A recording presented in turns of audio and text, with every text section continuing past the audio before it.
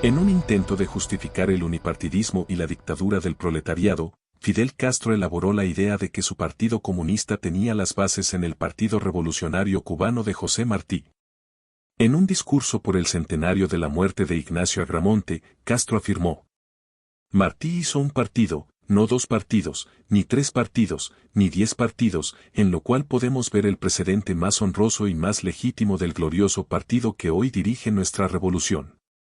El argumento es absurdo, porque lo razonable es fundar un partido. Nadie crea 3 ni 10 partidos de un tirón. Pero, más importante aún, son las diferencias en los fundamentos de ambas organizaciones. Sin intentar agotar el tema, abordamos 5 diferencias conceptuales que desmienten la débil comparación de Castro para intentar justificar que la idea de un solo partido, dueño del Estado, proviene de Martí. Número 1. Los objetivos. Martí fundó su partido para lograr la independencia mediante las armas, no para gobernar. El concepto del Partido Revolucionario Cubano quedó reflejado en el artículo 5 de sus bases. El Partido Revolucionario Cubano no tiene por objeto llevar a Cuba una agrupación victoriosa que considere la isla como su presa y dominio, sino preparar la guerra para el decoro y bien de todos los cubanos. Como se ve, este es un principio muy diferente al del partido de Castro, creado para gobernar, con el concepto de un destacamento organizado de la clase obrera e instrumento para imponer la dictadura del proletariado. Número 2. El sectarismo.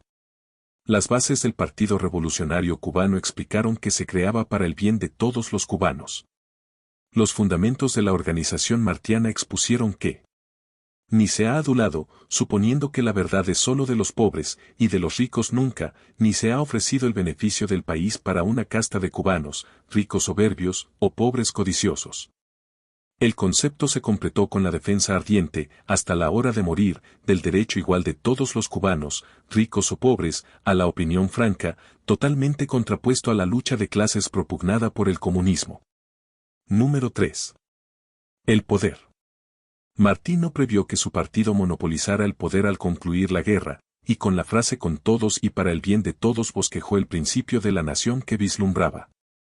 Quedó claro que para los días buenos del trabajo después de la redención, como decía, proyectaba una república pacífica, regida por normas democráticas.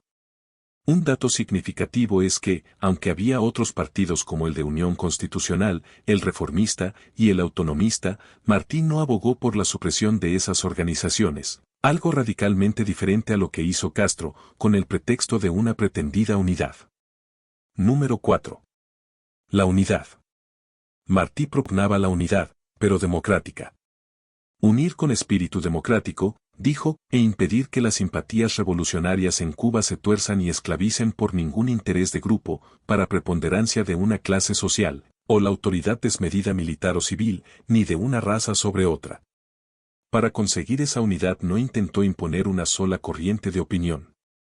En 1893 escribió: el Partido Revolucionario no tiene una sola raíz, sino todas las raíces que le vienen de la unanimidad del deseo de independencia.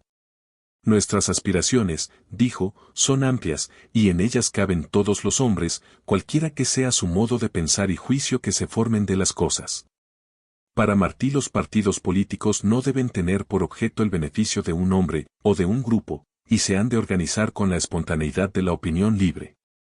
La concepción martiana, como se ve, es opuesta a la del partido clasista único de Castro, que impuso una dictadura del proletariado, en lugar de la patria con todos, y para el bien de todos.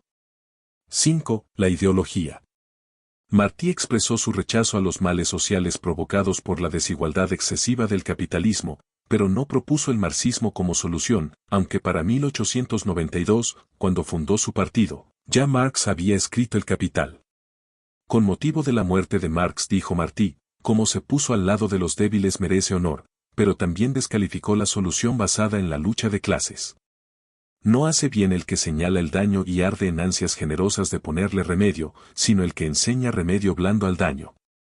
Espanta la tarea de echar los hombres sobre los hombres. No son estos hombres impacientes y generosos manchados de ira, los que han de poner cimiento al mundo nuevo. Realmente, Martí no mostró inclinación por las ideologías extremistas surgidas a fines del siglo XIX. Por el contrario, el patriota cubano alertó sobre los males que podrían caer sobre Cuba en caso de que se estableciera un poder basado en el odio o desprecio de la sociedad democrática. Martí era demócrata y anticlasista. La república que vislumbró es la que para todos ha de ser justa y ha de hacerse con todos. Hay más elementos que descalifican la intención de Castro de presentar su partido como heredero del de Martí, pero estos 5 son suficientes para deshacer la falsa comparación, impuesta mediante control absoluto que no permite disensos. Para seguir al tanto de enfoques de la historia de Cuba y temas de actualidad que se apartan de la visión oficial, puedes suscribirte a este canal y apoyar, con tus comentarios y likes, nuestro proyecto de información.